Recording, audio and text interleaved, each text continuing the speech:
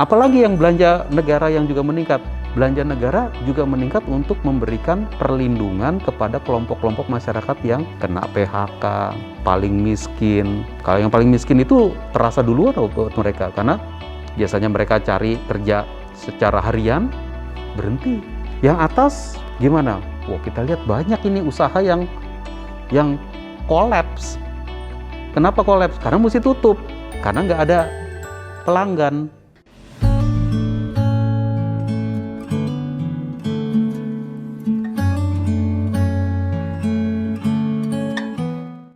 Selamat datang di Swanazara, bersama saya Swahasil Nazara. Kalau case pandemi kemarin nih Pak, Ya. itu menjadi hal yang kaget juga nih bagi Betul. bank negara kita sendiri ya Pak. Kemudian kalau langkah dari pemerintah sendiri gimana nih pas ada tiba-tiba jebret nih ada si pandemi datang, Ya. apa langkah strategik yang dilakukan pemerintah untuk menangani si pandemi ini sendiri Pak? Karena kan sampai sekarang sebenarnya masih berkelanjutan ya pemulihannya Pak. Ya. Itu langkah pemerintah bagaimana Pak? Pandemi kita itu kan dimulai bulan, masih ingat nggak bulan apa? Maret 2020. Ya, Maret 2020. Kasus pertama di Indonesia itu tanggal 2 Maret. 2 Maret 2020. Pertama kali kita mendeteksi, ada di Indonesia positif COVID. Di Depok gitu. Ya, di Depok pertama. Nah, setelah itu pertengahan Maret, WHO bilang ini pandemi seluruh dunia. Ya. Nah, apa yang dipikirkan oleh pemerintah ketika itu? Ya, kira-kira pemerintah tuh mikirnya begini. Ini COVID. Kalau kita lihat yang negara-negara lain yang lebih duluan COVID, Cina, Italia waktu itu. Lalu habis itu ke Eropa. COVID ini ternyata mematikan. Waktu itu pembelajarannya, kita baru taunya level itu tuh. Nah, COVID ini virus. Nah, kata teman-teman kesehatan, virus itu nggak ada obatnya. Virus itu bisa dibuatkan vaksin, tapi waktu itu juga belum ada vaksinnya. Nah, jadi gimana dong? Kalau virusnya mematikan, ya jangan sampai ketularan. Kata teman-teman kesehatan begitu. Ya, jangan sampai ketularan. Lah gimana caranya supaya nggak ketularan? Jaga jarak. Jangan ketemu orang. Waduh, kok jangan ketemu orang?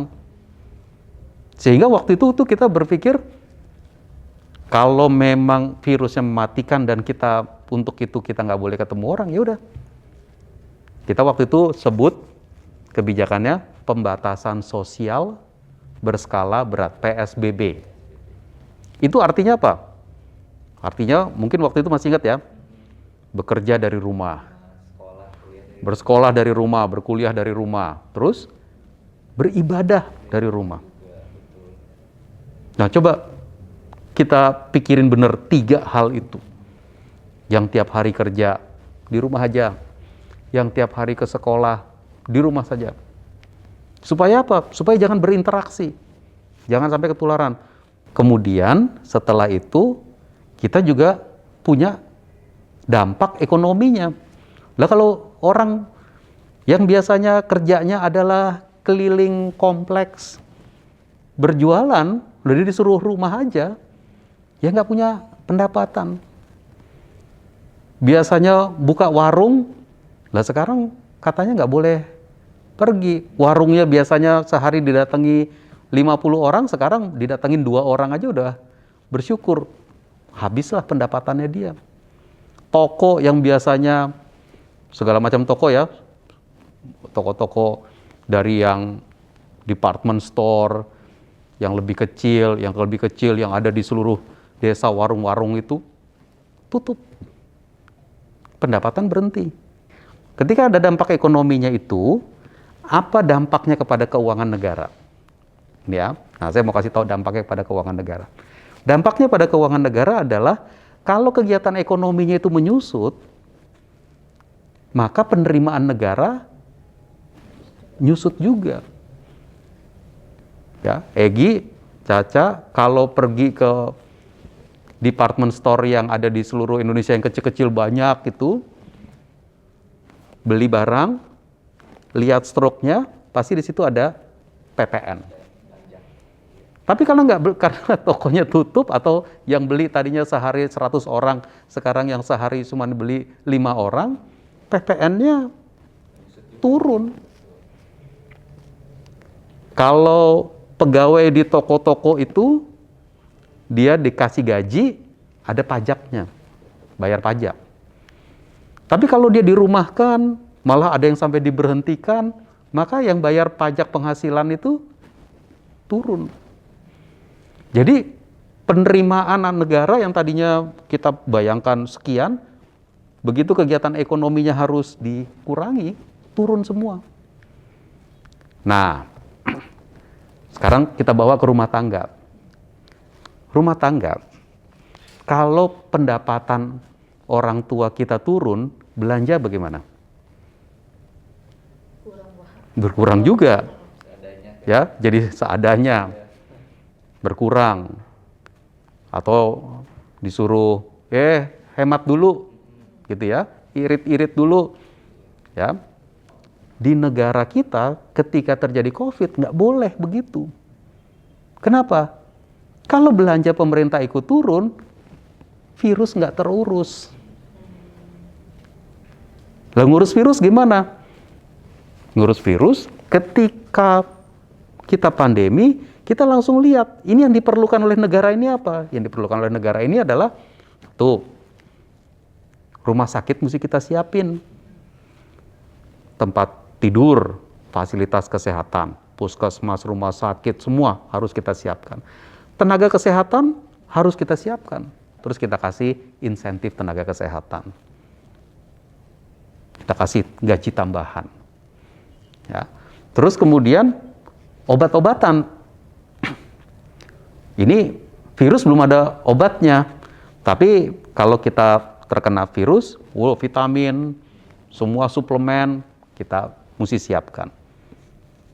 Terus peralatan-peralatan lain, APD, ingat nggak nyari masker susah, nyari hazmat susah, itu kita siapkan semua. Jadi kegiatan pemerintah malah, belanja negara malah tidak turun. Tapi kemudian untuk sektor kesehatan meningkat. Apalagi yang belanja negara yang juga meningkat? Belanja negara juga meningkat untuk memberikan perlindungan kepada kelompok-kelompok masyarakat yang tadi kena PHK, paling miskin. Kalau yang paling miskin itu terasa duluan buat mereka, karena biasanya mereka cari kerja secara harian, berhenti. Maka pemerintah juga menaikkan anggaran untuk perlindungan sosial. Berbagai macam program yang udah jalan, kita tambahin. Ada beberapa program yang belum jalan, kita buat. Mungkin yang kalian pernah dengar, kartu prakerja. Buat siapa itu? Buat yang kena PHK. Boleh minta kartu prakerja. Lalu diberikan pelatihan dan diberikan uang untuk ikut pelatihan. Lalu bantuan untuk usaha mikro diberikan. Nah, perlindungan sosial ini menjadi anggaran yang ekstra. Kayak tadi kesehatan itu ekstra, perlindungan sosialnya jadi ekstra juga. Apalagi kita lihat kalau perlindungan sosial itu untuk masyarakat yang kelas menengah dan miskin yang ke bawah itu. Ya. Yang atas gimana? Wah, kita lihat banyak ini usaha yang kolaps. Kenapa kolaps? Karena mesti tutup. Karena nggak ada pelanggan. Banyak mall yang ya tutup. Begitu mall tutup kan dia nggak punya penghasilan. Ya, toko-tokonya juga tutup. Nah, di situ kita bilang bagaimana cara membantu mereka? Cara membantu mereka adalah dengan memberikan banyak sekali relaksasi pajak. Ya udah, kita ngerti kalian lagi nggak bayar pajak, kita kasih relaksasi.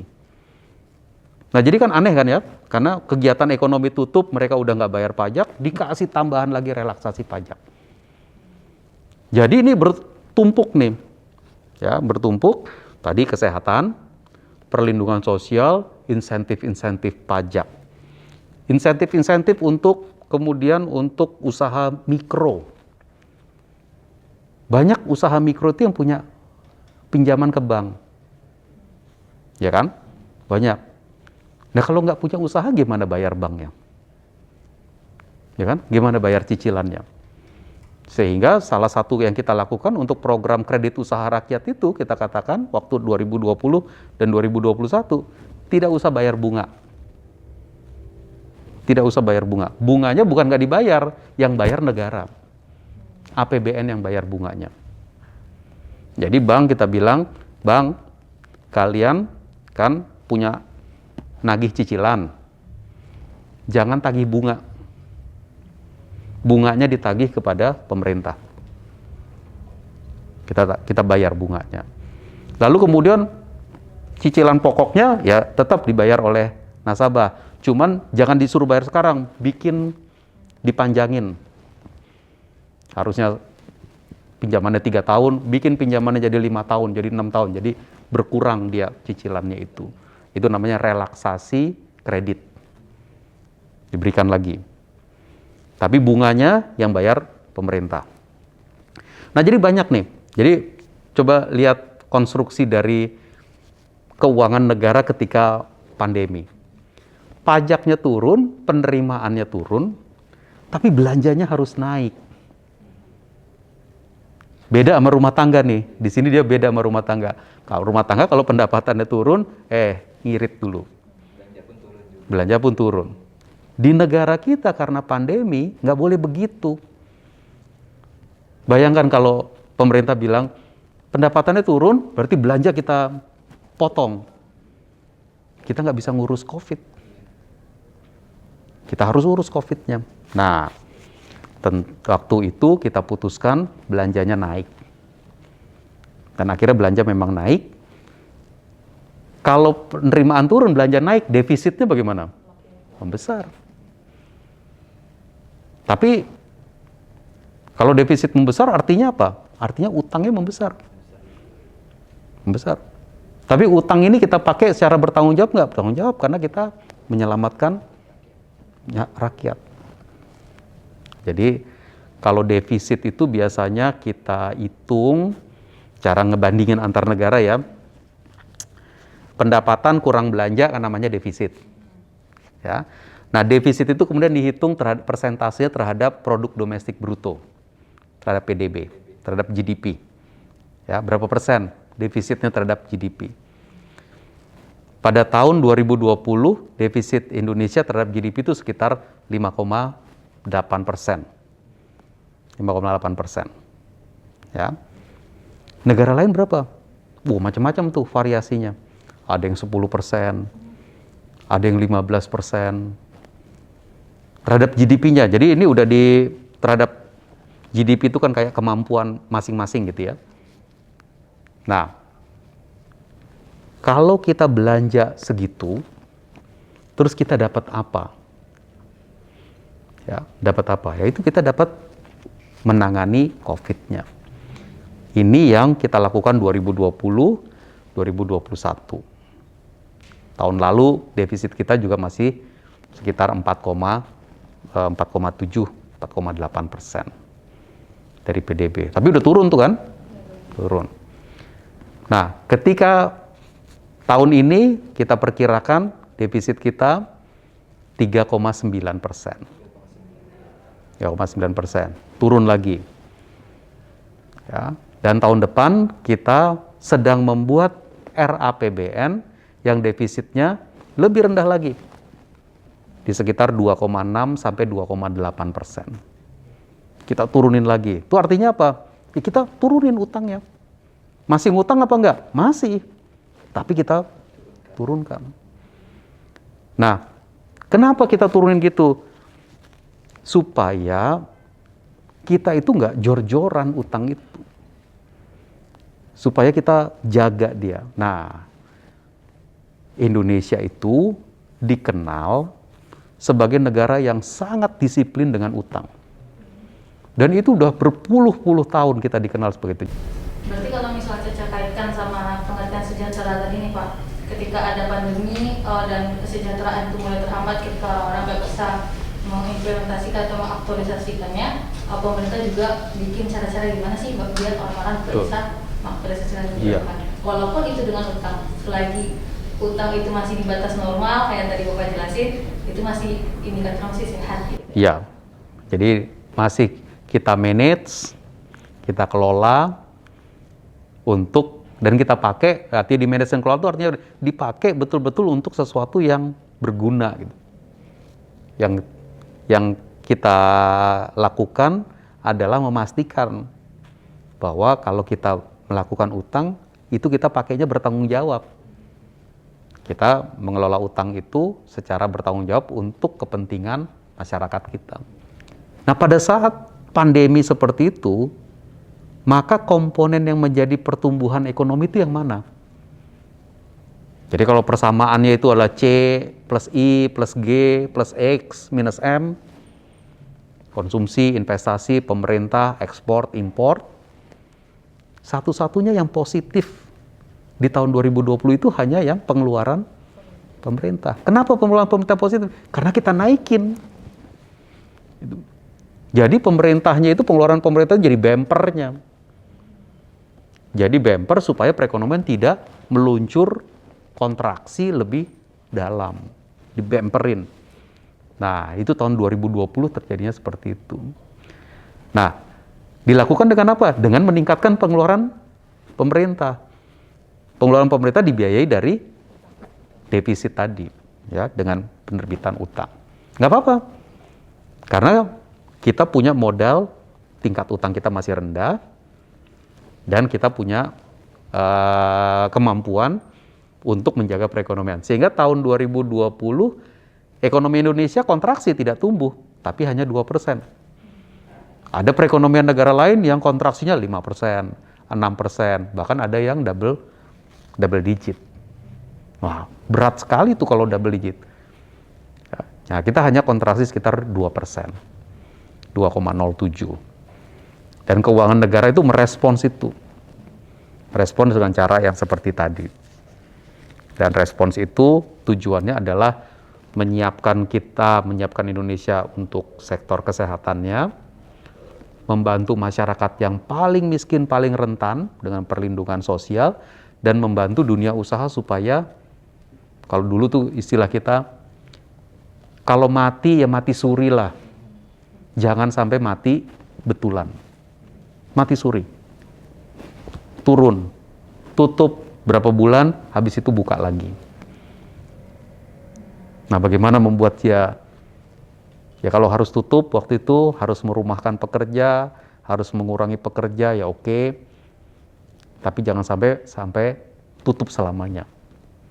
Nah, itu yang kita cari terus caranya dengan pengelolaan keuangan negara itu. Jadi apapun yang terjadi, masyarakat tetap jadi prioritas gitu. Harus. Karena APBN itu ya, makanya kita bilang uang kita. Itu uang rakyat. APBN itu adalah uang rakyat. Kita kumpulkan dari yang bayar pajak, yang bayar cukai, yang bayar royalti, perusahaan, penambang, bayar royalti, itu kita kumpulin dari situ. Nah, mungkin ada yang nanya, kan ada yang dari utang juga, Pak. Loh iya, tapi kan utang itu kita bayar balik. Bayar baliknya dari mana? Dari uang rakyat yang tadi. Jadi ini semua adalah uang kita, ini semua adalah uang rakyat. Nah, kita di Kementerian Keuangan dikasih mandat untuk pikirkan gimana supaya dia maksimum impact-nya buat masyarakat. Ini sesuatu yang kepercayaan masyarakat yang luar biasa dan kita mesti gunakan sebertanggung jawab mungkin. Sebertanggung jawab mungkin. Ini yang kita lakukan sekarang itu, Caca.